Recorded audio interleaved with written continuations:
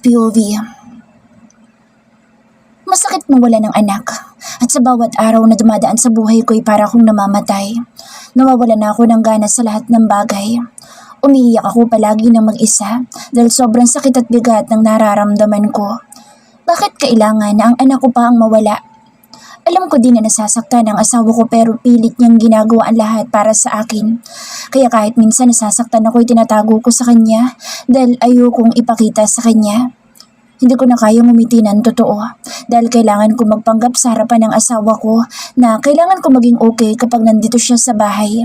Kahit na ang totoo ay nawawala na ako ng gana na kumilos at mahirap na sa akin ang umiti, na mahirap nang maging masaya. Inaamin ko na nakaramdam ako ng galit sa asawa ko nang sabihin niya sa akin na kailangan kong pumunta sa doktor. Malungkot lang ako at hindi naman ako baliw, kaya bakit kailangan pa niya akong ipakonsulta sa doktor? Alam ko na hindi kami okay dahil umalis siya nang hindi nagpapaalam sa akin. Kanina pa ako nakatingin sa orasan dahil alas 10 na ng gabi ay hindi pa rin siya umuwi. Matyaga akong nakaupo dito sa may pintuan namin. Anak, hindi pa ba dumarating si Daniel? Tanong sa akin ni Inay. Hindi pa po. Tipid na sagot ko kay Inay. Matulog ka na, baka may pinuntahan lang siya. Saad sa akin ni Inay. Matulog ka na, baka may pinuntahan lang siya. Saad sa akin ni Inay. Pero hindi po siya nagpaalam sa akin. Dapat nagpapaalam siya para alam ko kung kailangan ko pa ba siyang hintayin. Naiinis na sabi ko kay Inay. Anak, alam ko na hindi madaling pinagdadaanan yung dalawa. Pero huwag ka namang ganyan sa asawa mo. Hindi mo ba nakikita na nasasaktan din siya? Anak, hindi lang ikaw ang nawalan. Nawalan din ang asawa mo pero pilit niyang ipinapakita sa'yo na malakas siya. Dahil mahal ka niya. Kung umiiyak ka ay ganun din siya. Kaya sa tingin mo, nasaan siya ngayon? Malungkot ka at nasasaktan ka pero sana maisip mo na may asawa at anak ka pa. Na may bata pa rin na lumalaban sa loob mo. Naiiyak na sabi sa akin ni Inay. At dahil sa mga sinabi niya humagulhol ako, dahil tama siya, may buhay pa sa tiyan ko at may asawa pa ako na napabayaan ko, na nasaktan ko din dahil sarili ko lang ang iniisip ko, na dapat ay karamay namin ang isa't isa dahil hindi lang ako ang nawalan. Inay!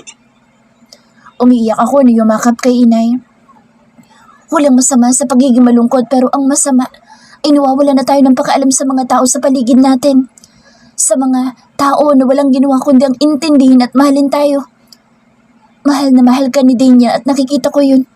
Kaya sana anak, isipin mo din ang nararamdaman at hirap niya sa'yo. Kasi alam ko na nahihirapan siya pero kinakaya niya. Kaya sana kayanin mo din ang labanan ng lungkot. Huwag mong hintayin na bumitaw din ng isang kambal. Natatakot ako anak. Sabi sa akin ni Inay. Sorry po. Alam ko na nahihirapan kayo sa akin at hindi ko po sinasadya. Pangako Inay, gagawin ko pa lahat para maging maayos po ang buhay mag-asawa namin. Susundin ko na po ang payo niyo na magpakonsulta kami sa doktor. Saad ko kay Inay. Mabuti naman kung ganoon anak. Alagaan mo ang sarili mo dahil ikaw ang inaasahan ng baby mo. Sabi sa akin ni Inay. Nagpaalam na sa akin si Inay na matutulog na. Ako naman ay nakaupo pa rin at naghihintay sa asawa ko. Maghahating gabi na pero wala pa din siya. Kanina pa ako tumatawag sa kanya pero hindi pa rin niya ako sinasagot hanggang sa naisip ko na magtanong kay Ana. Ana, nandyan ba sa'yo si Daniel? Tanong ko sa kanya. Wala. Hindi ba siya umuwi? Tanong niya sa akin. Hindi pa. Kanina ko pa siya hinihintay. Matulog ka na. Hahanapin namin siya ni Asher. Don't worry too much dahil makakasamain sa iyo. Saad niya sa akin. Salamat, Ana. Parang naiiyak na sabi ko bago ko ibinaba ang tawag. Masaya ako dahil nandyan si Ana kahit na malamig ang pakikitungo ko sa kanya minsan. Pero masasabi ko na siya ang kaibigan ni Daniel na maaasahan niya. Bubu, napagod ka na ba sa akin? Tanong ko sa kawalan. Umuwi ka na. Hihintayin ka pa rin namin ni baby. Bulas ko habang nakahawak sa impis na tiyan ko. Hanggang sa narinig ko na may bumusina sa labas ng gate, kaya mabilis akong lumabas ng bahay. Sa Daniel ay aki-aki ni Asher. Ang sabi ni Ana ay nasa bar daw ito umiinom. Mabuti na lang daw at dumating sila dahil pumasok daw si Jessie doon sa VIP room. Lasing na lasing ang asawa ko at hindi na niya kaya maglakad. Salamat, Ana. Sure. Pasasalamat ko sa kanilang dalawa. Okay, alis na kami. Magiging okay din ang lahat. Lagi mong isipin sa baby shark, okay? Saad sa akin ni Ana. Ngumiti ako sa kanila. Paglabas nila sa room namin nasikaso ko ang asawa ko. Tinanggal ko ang sapatos niya at pinalitan ko ang damit niya. Pinunasan ko din siya. Nakatitig ako sa mukha niya at nababakas ko ang pagod kaya wala sa sariling hinaplos ko ito. Baby, sorry. Dahil walang nagawa si daddy kaya nahihirapan ng mommy mo. Bigla itong nagsalita na nagpaiyak sa akin ng tuluyan. Kahit nalasing siya at natutulog na ay ako pa din ang nasa isipan niya. Ang nararamdaman ko pa rin ang iniisip niya. Ang kalagayan ko pa rin. Napatanong ako sa sarili ko kung ano bang nagawa ko para sa kanya. Kung may nagawa ba ako para sa asawa ko. Bigla akong nilamon ng konsensya. Bubu, sorry kung sarili ko lang ang iniisip ko. Sorry kung hindi ko nakikita ang paghihirap mo. Sorry dahil makasarili ako. Mahal na mahal kita at babawi ako sa'yo. Kausap ko sa kanya at tumabi na ako sa kanya para matulog. Daniel's POV. Nagising ako at agad akong napahawak sa ulo ko. Sobrang sakit ng ulo ko at ang maalala ko ang nangyari kagabi kaagad akong tumingin sa paligid. Nagulat ako dahil nandito na ako sa silid namin. Pilit kong inaalala kung ano ba nangyari kagabi pero wala talaga akong maalala. Hindi ko alam kung paano ba ako nakauwi kagabi. Bumukas ang pintuan ng silid namin at pumasok ang asawa ko na may dalang tray. Kinakabahan ako dahil kalmado lang siyang naglalakad papunta sa akin hanggang sa inilapag niya sa harapan ko ang tray. Good morning, Bubo. Masakit bang ulo mo? May niluto ako na hangover soup para sa'yo. Malumanay na sabi niya sa akin. I'm sorry, Boba. Kumain ka na't ayusin ko muna ang damit mo. Saad niya sa akin. Ako bang aalis na sana siya pero hinila ko siya. Napaupo siya sa kama namin kaya niyakap ko siya. Hindi ako sanay na ganito siya. Kinakabahan ako lalo na't paiba-iba ang mood niya. Bubo, tawag niya sa akin. I'm sorry. Anya na ikinagulat ko. Wala ka namang kasalanan, Boba. Kaya bakit ka nagsusorry? Meron. At sorry kung naging makasarili ako. Sorry kung hindi ko naisip na nahihirapan ka din sa akin. Umiiyak na sabi niya sa akin. Boba, it's okay. Ang mas mahalaga sa akin, okay ka. Sorry kung hindi ako umuwi kagabi. Pabulong na sabi ko sa kanya. Payag na ako. Anya sa akin. Payag saan? Pumunta na tayo sa doktor. Tama ka. Kailangan ko na ng tulong dahil baka kapag tumagal pa baka mabaliw na ako. Sorry, Bobo. Sisikapin ko na maging okay ako kasi may baby pa tayo at kailangan niya ako. At gusto ko na mabuong pamilya natin. Anya sa akin. Niyakap ko siya at wala akong masabi. Proud ako sa asawa ko dahil kahit na alam ko na mahirap para sa kanya ay mas pinili niya na lawakan ang pag-iisip niya. Kaya gagawin ko rin ang lahat para hindi niya maramdaman na mag-isa lang siya. I love you, Boba. Always remember that I am here for you. No matter what happen, nasa tabi mo lang ako. Sabi ko sa kanya. Alam ko na sobrang hirap ng pinagdadaanan namin ngayon pero naniniwala ako na magiging okay din ang lahat. Na maghihilom din ang sugat at babalik sa dati ang asawa ko. Na babalik sa dati ang pagsasama namin. Sabay kaming kumain at hindi na ako pumasok sa trabaho ko dahil papunta kami sa doktor at gusto kong alagaan ang asawa ko. Kinakabahan at natatakot siya pero hinawakan ko na mahigpit ang kamay niya. Gusto kong iparating sa kanya na wala siyang dapat na ipag-alala dahil hindi ko siya iiwanan, na hindi ko siya pababayaan. Hindi lang ito ang pagdadaanan namin dahil ngayon pa lang kami hinahanda ng mga pagsubok. Ang sabi ng mga nanay namin ay marami pa kaming pagdadaanan. At ang bawat araw ay isang pagsubok na dapat naming mapagtagumpayan. Don't be scared, Boba. Dahil nasa tabi mo lang ako. Kaya natin to. Malakas tayo, di ba? Nakangiti na sabi ko sa kanya.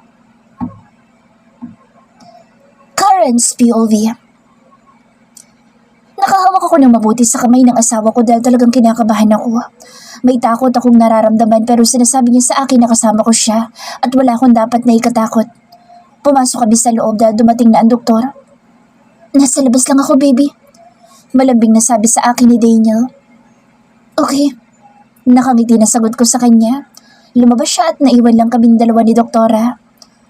Nagsimula na magtanong sa akin si Doktora. Hanggang sa hinayaan niya ako na ikwento ko sa kanya ang nasa loob ko. Matyaga siyang nakikinig sa akin hanggang sa umiyak ako ng umiyak sa harapan niya.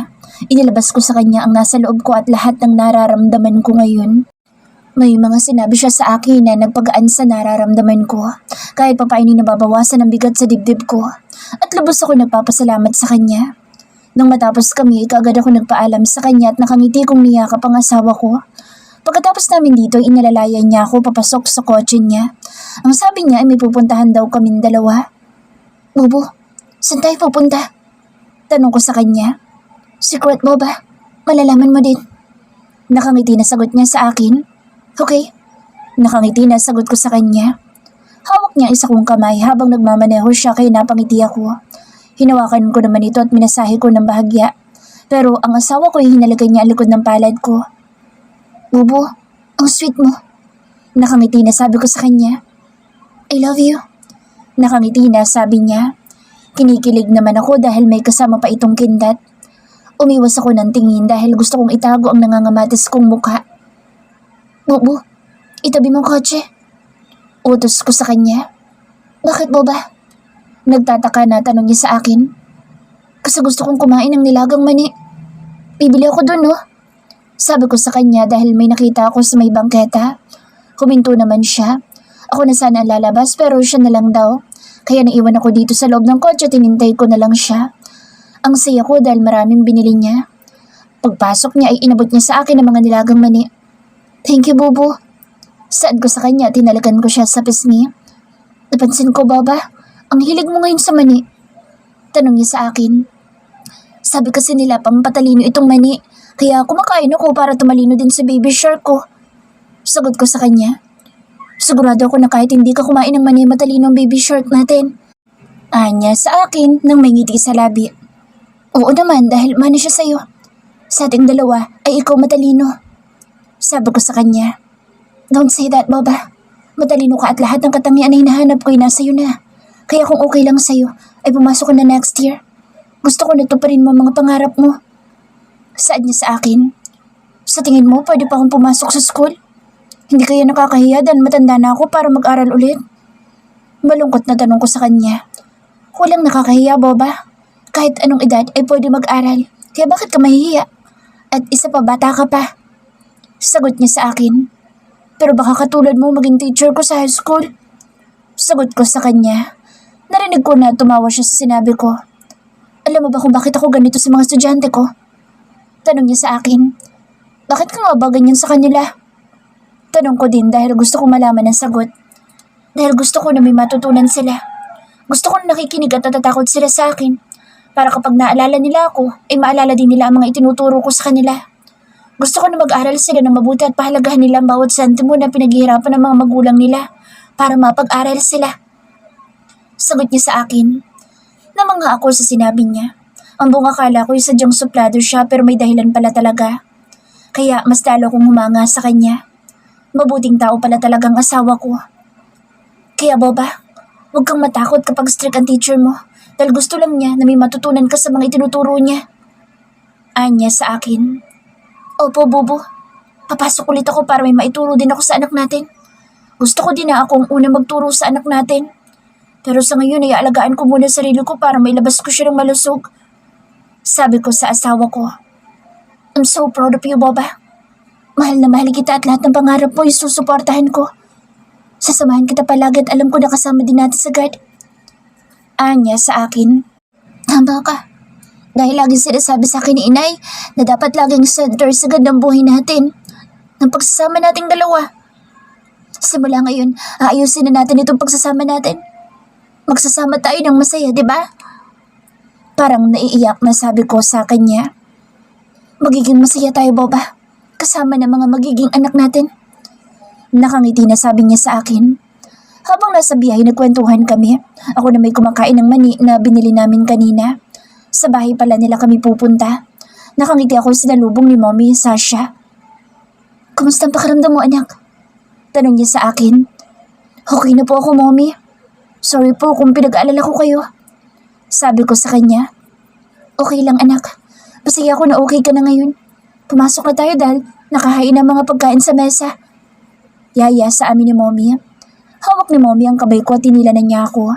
Lumingon ako sa asawa ko na nakangiti sa akin pero mabilis din siyang naglakad papunta sa amin at inakbayan niya kami ni Mommy na ikinatawa namin. Inasikaso ako ng asawa ko. Kulang na lang ay siya na ang sumubo ng kutsara sa bibig ko. Bobo, kaya ko naman ang sarili ko. Mahinang sabi ko sa kanya. Alam ko po, pero hayaan mo na lang ako. Nakangiti na sabi niya sa akin. Hayaan mo na lang siya bro, kaya naman kasi ni Karen ang sarili niya. Biglang nagsalita si Danny. Shut up, inggit ka lang kaya ka ganyan. Saad naman ni Daniel sa kakambal niya. Alam mo pala pero nang iinggit ka pa. Suplado naman na sabi ni Danny. Bakit kasi hindi mo manahimik ka nga dyan? Halatang naiirita siya kay Daniel. Gusto mo ba naturuan kita? Nakangisi na sabi ni Daniel na halatang inaasar niya ang kapatid niya. No thanks, kaya ko sarili ko. Sagot naman ni Danny. Okay, pero kung need mo ng tulong ko, tawag ka lang bro. Natutuwa na sabi ng asawa ko. I can handle myself. Ano akala mo sa akin, mahina? Tapos na ako, Mom. May lakad pa ako. Paalam ni Danny na halatang bad trip na sa asawa ko. Ang cute pala kapag magkamuka tapos nag-aaway. Hindi ko tuloy maiwasan na malungkot dahil siguro kung nabuhay ang isang kambal ay ganito din siguro sila kapag lumaki sila. Pinigilan ko ang luha ko at ikinalma ko ang sarili ko. Kailangan ko nang tanggapin na hindi na mangyayari ang mga ini-imagine ko dahil wala na ang isang kambal. At ang tanging magagawa ko na lang ngayon ay alagaan ang sarili ko at maging malakas para sa isa ko pang anak. Are you okay? Tanong sa akin ng asawa ko. Okay lang ako. Ayoko nito, Bubo. Nahihiya na sabi ko sa kanya sabay turo sa okra. Sorry, Boba. Sabi nito at inalis ang okra sa plato ko. Huwag ka mahihiya magsabi kapag may hindi ka nagustuhan, anak. Ganyan talaga kapag buntis. Marami kang aayawan na pagkain at kung minsan, may mga nagugustuhan ka rin na kakaiba sa panlasa natin. Saad sa akin ni Mommy. Opo. Sorry po. Nahihiya na sabi ko kay Mommy. Ay, hindi mo kailangan mag-sorry, anak. Nakangiti na sabi sa akin ni Mommy. Masasabi ko na napakaswerte ko talaga sa pamilya ng asawa ko dahil lahat sila'y mabait sa akin at sa pamilya ko. Pagkatapos namin kumain ay nagpahinga kami sa garden nila. Sobrang narelax ako dahil ang ganda ng mga bulaklak ni Mommy. Ang kwento niya ay lately daw na addict daw siya sa mga halaman at bulaklak kaya ito ang pinagkakaabalahan niya. Certified plantita na daw siya. Lalo pa akong natuwa dahil may mga paru-paro dito sa garden.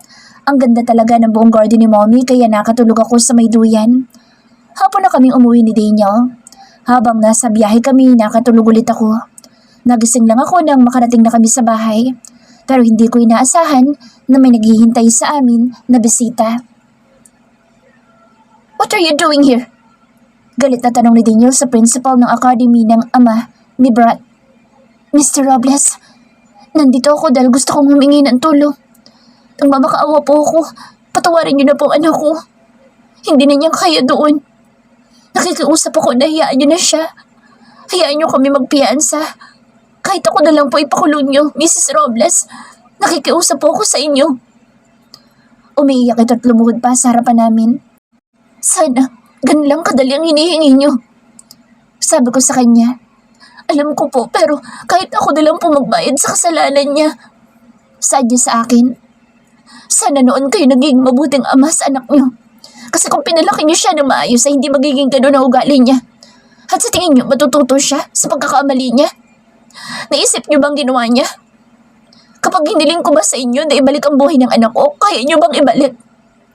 Kung nasasaktan kayo dahil nakakulong siya ngayon, paano naman ako? Nawalan ako ng anak, kaya sa tingin mo ibibigay ko sa iyo ang hinihingi mo? Umiiyak na sabi ko sa kanya. Umalis ka na. Utos ng asawa ko. Parang awa niyo na po. Umalis ka na at huwag ka nang pumunta dito. Kapag nakita pa kita dito, sisiguraduhin ko na maghihirap ang buong pamilya mo.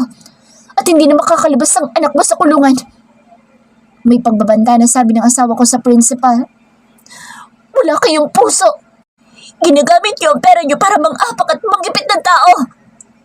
Sigaw niya sa amin. Mang-apak? Sa tingin mo, kung hindi ko asawa sa niya, anong gagawin mo sa akin?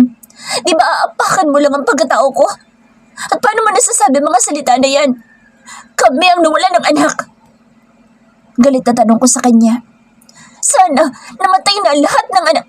Hindi na niya natapos ang sasabihin niya dahil sinuntok siya ni Daniel. Gago ka! Sisiguraduhin ko na pagsisisihan mo ito. Galit na sigaw ng asawa ko at sinuntok pa niya ito ulit. Kitang-kita ko ang galit sa mga mata ng asawa ko. Inaawat ng kapatid ko at ng guard namin si Daniel habang ako'y napaupo sa sahig habang umiiyak. Sobrang nasaktan ako dahil may ganitong tao na mas sinihiling pa na sana'y namatay ang lahat ng anak ko. Baby! Mabilis akong dinaluhan ni Daniel at niyakap niya ako. Ilabas niyo na yan at baka dumilim ang paningin ko at baka mapatay ko pa siya. Galit na sigaw ni Daniel. Shh! Boba, stop crying. Huwag mong pansinin na sinabi ng gago na iyon. Pagpapatahan sa akin ng asawa ko. Ang sama nila. Paano nila nasasabi mga salitang iyon? Umiiyak na sabi ko sa asawa ko. Sisiguraduhin ko na pagsisisihan niya na sinabi niya iyon. Umigting ang panga niya sa galit. Akit na tayo. Gusto ko na magpahinga. Sabi ko sa kanya. Binuhat niya ako at umakyat na kami papunta sa silid namin. Nagpalit ako ng pantulog at tumiga na ako. Bumukas ang pinto at pumasok ang asawa ko na may dalang gatas. Uminom na muna ako bago ako humiga ulit. Tumabi naman sa akin ang asawa ko. Baba, matulog ka na. Masama sa buntis sa magpuyat. Bulong niya sa tenga ko. Hindi ako inaantok, Bobo. Sagot ko sa kanya. Iniisip mo pa rin ba sinabi niya? Tanong niya sa akin. Oo. At nasasaktan ako. Pero naisip ko din na bakit ba ako makikinig sa kanya? Wala naman silang kwentang tao. Sorry kung hinayaan ko na maapektuhan ako sa mga sinabi niya. Boba, lagi mong iisipin na tao ka. Na nasasaktan ka at nalulungkot. Kahit ako nasaktan ako. Kung pwede lang naputulin ko ang dila niya, ginawa ko na. Pero kahit gaano ako kagalit, ay iniisip ko pa rin kung ano meron tayo. May baby shark pa tayo at alam ko na guardian angel natin ang isa pa nating baby shark. Sad sa akin ang asawa ko. Tama ka, Bobo. Nakangiti na sabi ko sa kanya. Niyakap niya ako tinalikan sa noo. Mas sumiksik naman ako sa asawa ko. Gusto ko na maging okay ako. Alam ko na hindi madali pero gagawin ko ang lahat ng makakaya ko para maging okay lang ako. Dahil hindi ako pwede maging ganito. Hinayaan ko ang sarili ko na tangayin ako ng antok. Nagising ako na may humahalik sa pisngi ko kaya napangiti ako. Nilalambing na naman ako ng asawa ko kaya nang dumilit ako'y bumungad sa akin ang gwapo niyang mukha. Ang gwapo mo, Bobo ko. Malambing na sabi ko sa kanya. Parang nilalamig ako, Boba. Gusto ko magpainit. Nakangiti na sabi niya sa akin. Ako din, Bobo. Nakangiti na sabi ko sa kanya. Dammit, hindi ako papasok sa academy nang wala tayong ana-ana. Natatawa na sabi niya sa akin. Hindi rin naman ako papayag na pumasok ang walang ana-ana. Pabiro din na sabi ko sa kanya. Wala namang sinayang na panahon ng asawa ko dahil kaagad niya akong hinalikan sa labi na buong puso ko namang tinugon. Hanggang sa pinagsaluhan namin na isang mainit na umaga. Hawak kamay kaming bumaba para mag-breakfast. Pero pababa pa lang kami parang babaliktad na naman ang sikmura ko dahil naamoy ko ang ginisang bawang. Bobo, mauna ka na sa baba. Sabi ko sa kanya tumakbo akong pabalik sa kwarto namin. Mabilis akong pumasok sa banyo at doon ko inilabas ang pangangasim ko sa sikmura ko. Naramdaman ko na lang na hinahagod ng asawa ko ang likod ko. Naluha pa ako dahil sa sobrang asim ng sikmura ko. Nang maging okay na ako'y bumaba na kami ulit. Bobo, late ka na sa trabaho mo. Saad ko sa kanya. It's okay, Boba. Hindi na ako papasok. Nakangiti na sabi niya sa akin. Huh? Pero, wala nang pero, Boba. Sabi niya sa akin. Okay, sabi mo eh. Mabuti na lang dahil wala nang amoy bawang. Pero parang may gusto talaga akong kainin pero inubos ko pa rin ang pagkain ko. Pumasok ang asawa ko sa office niya at ako na may nilibang ang sarili ko sa mga libro na binili niya tungkol sa pagbubuntis. Pero bigla na naman ako nagutom kaya umakyat ako papunta sa office niya. Pagpasok ko'y busy ito kaya hindi niya ako napansin. Bubu? Malambing na tawag ko sa kanya. Yes, Boba? Di tayo sa labas? Sabi ko sa kanya. Okay. Nakangiti na sagot niya sa akin at isinara ang laptop niya. Hawak kami lumabas sa opisina niya. Nagbihis muna ako bago kami umalis. Lately kasi palagi akong nanonood ng mga mukbang sa social media. Kaya sobrang dami din talaga ng gusto kong subukan na kainin. Saan mo gustong pumunta, Boba? Tanong niya sa akin. Kahit saan mo gusto. Sagot ko sa kanya. Okay. Nakangiti na sagot niya sa akin. Nakanguso lang ako dahil hindi ko alam kung saan ba kami pupunta. Habang nasa daan ay dumaan muna kami sa drive-thru, kaya yun muna ang kinain ko. Habang nasa biyahe kami, hanggang sa nakadating kami sa isang matayog na building. Binasa ko ito at nakasulat ang apelyido ng asawa ko. Bubo, anong ginagawa natin dito? Tanong ko sa kanya. Secret? Nakangiti na sagot niya sa akin. Pagpasok namin ay binati siya ng mga tao na nakakasalubong namin. Medyo nahihiya ako kaya humigpit ang pagkakahawa ko sa braso niya. Sumakay kami sa elevator at nang tumingin ako sa floor kung saan kami pupunta ay nagtaka ako dahil sa pinakataas kami pupunta. Bubo, anong gagawin natin sa itaas? Nagtataka na tanong ko sa kanya. Secret? Nakangiti na sagot niya sa akin. Anong secret? Nainis na ako. Kanina ka pa secret ng secret. Naiinis na sabi ko sa kanya. O ba, hindi na yung surprise kapag sinabi ko sa'yo? Saan niya sa akin at niyapos niya ako. Napanguso naman ako dahil tama nga naman siya. Hindi na magiging surprise kapag sinabi niya sa akin. Na-excite tuloy ako sa sinabi niya na surprise. Pero ang asawa ko'y tumawa lang sabay halik sa labi ko. Nilalambing na naman niya ako. Konti na lang at bibili na naman ako sa mga ginagawa niya. Pinatigil ko na siya dahil para na akong mawawala ng hininga sa halik niya. Nang makarating kami sa pinakataas ay kaagad kami lumabas sa elevator at bumungad sa akin ng isang eroplano. Ubo? Ano yan? Airplane? Tanong ko sa asawa ko. Private jet mo ba? Nakangiti na sagot niya sa akin. Huh? Bakit tayo nandito? Sasakay ba tayo dyan? Tanong ko sa kanya. Oo, sasakay tayo dyan. Sa tingin ko kasi kailangan natin na magbakasyon, Boba, para makapag-relax tayong dalawa. Nakangiti na sagot niya sa akin. Napangiti naman ako dahil tama siya. Stressing na kaming pareho kaya kailangan na talaga namin ng oras para sa isa't isa. Saan ang punta natin? Tanong ko sa asawa ko. Kung saan masarap. Nakangisi na sagot niya sa akin. Sira ulo. Sabi ko sa kanya. Sa'yo. Natatawa na sagot niya sa akin. Asik ko sa kanya pero tumawa lang siya at binuhat niya ako paakyat sa private jet. Nagulat pa ako dahil siya daw ang magpapalipad sa private jet. Bubo, dito ka na lang sa tabi ko. Kinakabahan kasi ako. Sabi ko sa kanya. Ayaw mo ba na ako magpalipad para safe tayo makarating sa langit? Nakangisi na tanong niya sa akin. Hoy, anong makarating sa langit? Tigilan mo ako. Ayoko pang makita sa San Pedro. Bulyaw ko sa kanya. Joke lang. Di ka naman mabiro. Gusto ko sana magbukang astig sa harapan mo pero sige, wag na lang. Nakangiti na sabi niya sa akin. Next time ka na lang maging astig. Alam mo naman na first time kong makasakay sa ganito. Baka bigla akong himatayin dito. Sabi ko sa kanya. Totoo na natatakot talaga ako. Kaya mas maganda talaga na nasa tabi ko na siya. Hindi na niya kailangan na maging astig dahil lahat ng katangian ay nasa kanya na.